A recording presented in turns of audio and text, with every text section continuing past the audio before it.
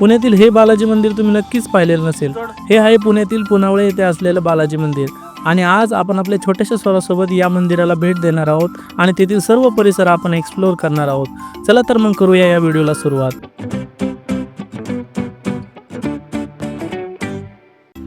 जवळपास दुपारी 12 वाजता आम्ही मंदिराजवळ पोहोचलो होतो आणि हा मंदिराच्या बाहेरचा परिसर आहे। येथे तुम्हाला पार्किंगसाठी जागा अवेलेबल आहे आणि मंदिराच्याच बाहेर एक शूज स्टँड आहे जिथे शूज तुम्ही ठेवून मग नंतर आतमध्ये मंदिरामध्ये प्रवेश करू शकता। मंदिराच्या आतमध्ये प्रवेश केल्यानंतर लेफ्ट साईडला हनुमानाचं मंदिर आहे आणि राईट साईडला गरुड मंदिर आहे। हे दर्शन आपण करून घेऊ आणि नंतर मग मुख्य मंदिराकडे जाऊ।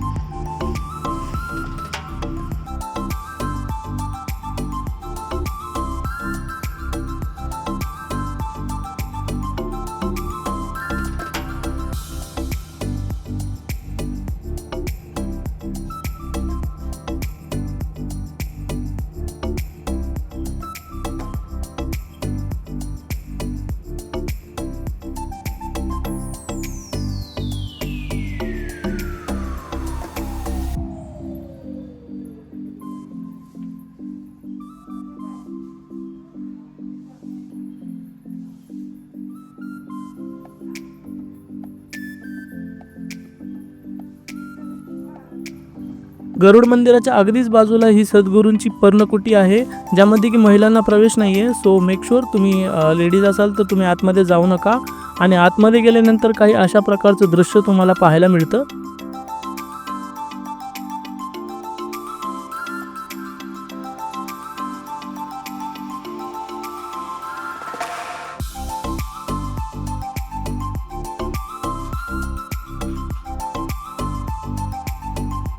पर्णकुटीचं दर्शन झाल्यानंतर बाहेर आल्यावर तुम्हाला असं काही छोटंसं दत्ताचं मंदिर पाहायला मिळतं आणि या दत्ताच्या मंदिराच्या पाठीमागेच तुम्हाला एक दुसरं मंदिर पाहायला मिळतं। या मंदिराच्या परिसरामध्ये तुम्हाला खूप सारी असं झाडं पाहायला मिळतात आणि आजच्या धावपळीच्या आयुष्यात अशी शांत हिरवळ तुम्हाला खूप कमी ठिकाणी पाहायला मिळते।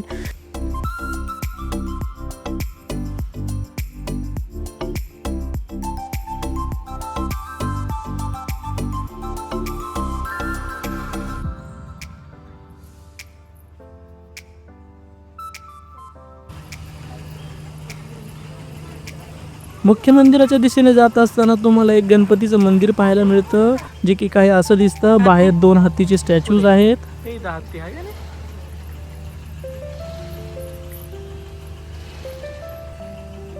चल बरं, चल चल छोट्या हत्तीकडं, चला छोट्या हत्तीकडं पटपट चल।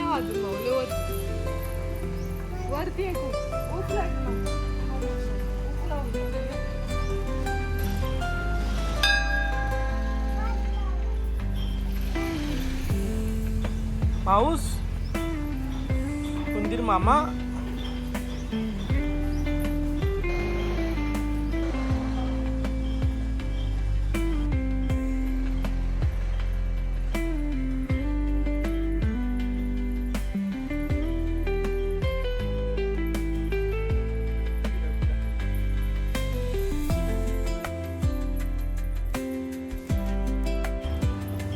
हम्मा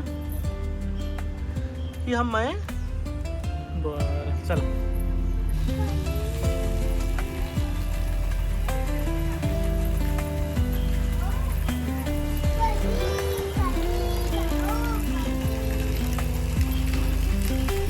बाप्पाचं दर्शन झाल्यानंतर मग आम्ही मुख्य मंदिराच्या दिशेने निघालो।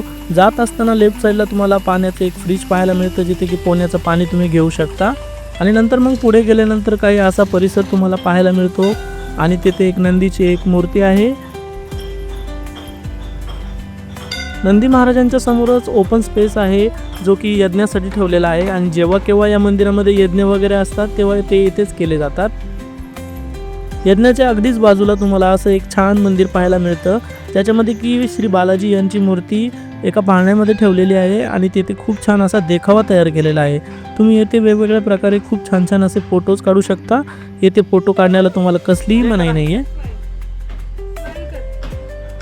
जय कर बरं, हात जोड।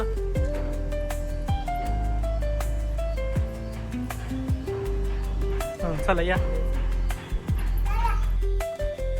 हे जे दिसतंय तुम्हाला हे त्या मंदिराचं अन्नछत्र आहे आणि येथेच तुम्हाला प्रसाद वाटप केलं जातं. आज काही प्रसाद वाटप नाही आहे, बट आपण आतमध्ये जाऊन हा हॉल कसा दिसतो, यामध्ये काय काय त्यांनी पेंटिंग्स वगैरे किंवा काही स्कल्पचर वगैरे काढलेले आहेत हे सर्व आम्ही तुम्हाला दाखवणार आहोत.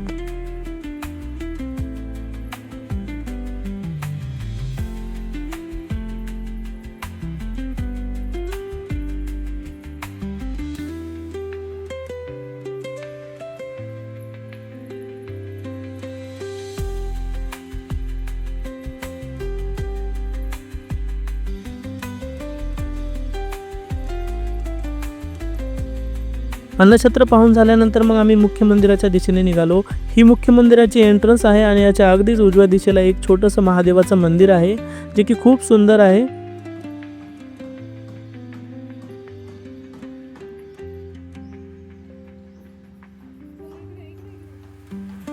महादेवांचं दर्शन करून झाल्यानंतर मग आम्ही मुख्य मंदिराच्या आतमध्ये निघालो आणि हा अशी काही प्रकारची एंट्रन्स आहे. आतमध्ये गेल्यानंतर तुम्हाला हा स्तंभ पाहायला मिळतो.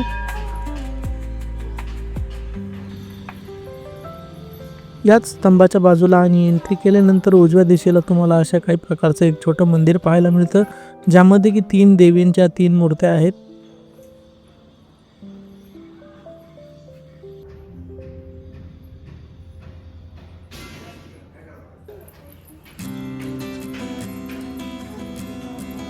दूध पिती ना?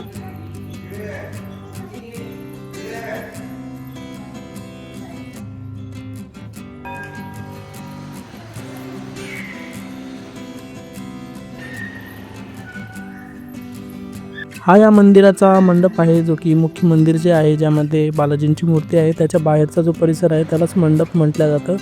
आणि मग नंतर आपण मंदिरामध्ये गेलो. आतमध्ये गेल्यानंतर समोर दिसते ती बालाजींची तेजस्वी अशी मूर्ती. प्रकाश जरी कमी असला तरी बालाजींची मूर्ती अजूनच उजळून दिसते.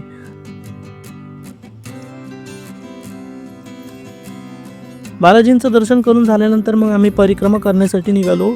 परिक्रमा करताना जेव्हा तुम्ही बॅक साईडला जाता त्यावेळेस अशा काही प्रकारचा हॉल तुम्हाला पाहायला मिळतो, ज्यामध्ये की खूप छान छान अशा मूर्ती तयार केलेल्या आहेत आणि ज्यातून तुम्हाला वेगवेगळ्या कथांचा बोध घेता येतो.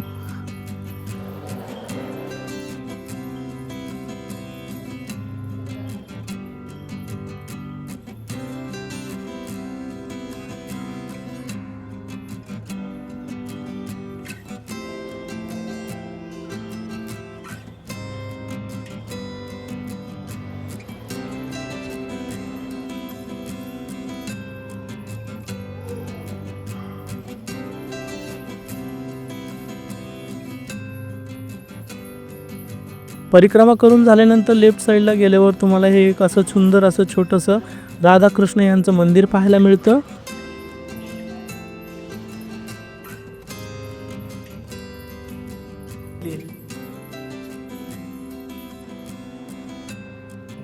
हात जोडा.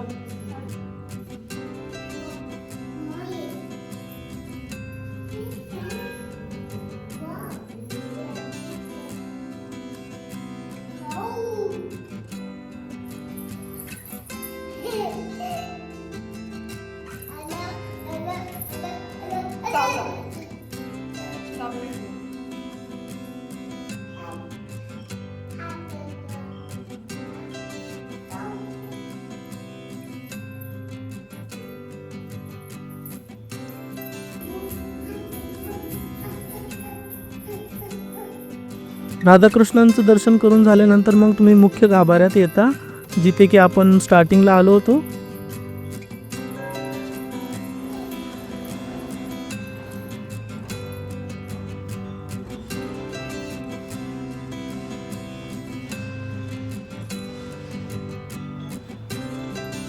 मंदिराचं दर्शन करून झाल्यानंतर मग आपण बाहेर आलो, जिथे की ओपन स्पेस आहे आणि त्या ओपन स्पेसमध्येच हा जो देखावा केलेला आहे त्याच्या अगदी समोर तुम्हाला बसण्यासाठी जागा आहे. तिथेच आम्ही थोड्या वेळ बसलो आणि मग स्वरात थोडी मस्ती करत होती.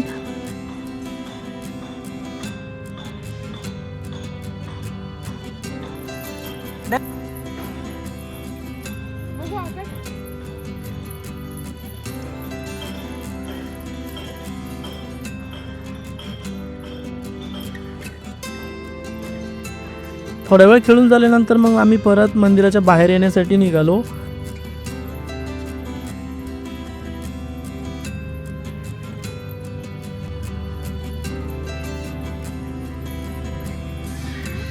बाहेर जात असताना आम्हाला एक छोटासा बेबी दिसला आणि स्वरा त्या बेबीसोबत थोड्या वेळ खेळली.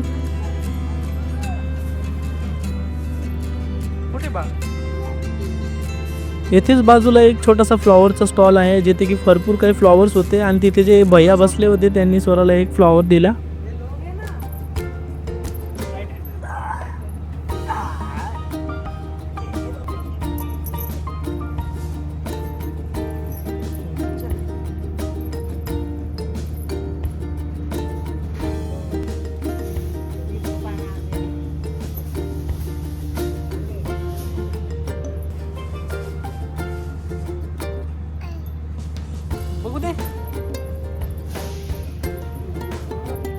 अशा प्रकारे आपलं हे पूर्ण मंदिर पाहून झालेलं आहे आणि आता आपण आपले शूज घालून आपले जिथे बाईक आपण पार्क केलेली तिकडे जाणार आहोत.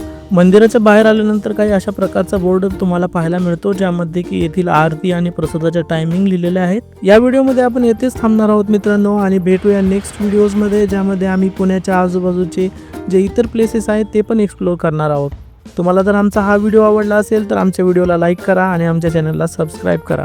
चला तर मग भेटूया नेक्स्ट व्हिडिओमध्ये. Bye bye.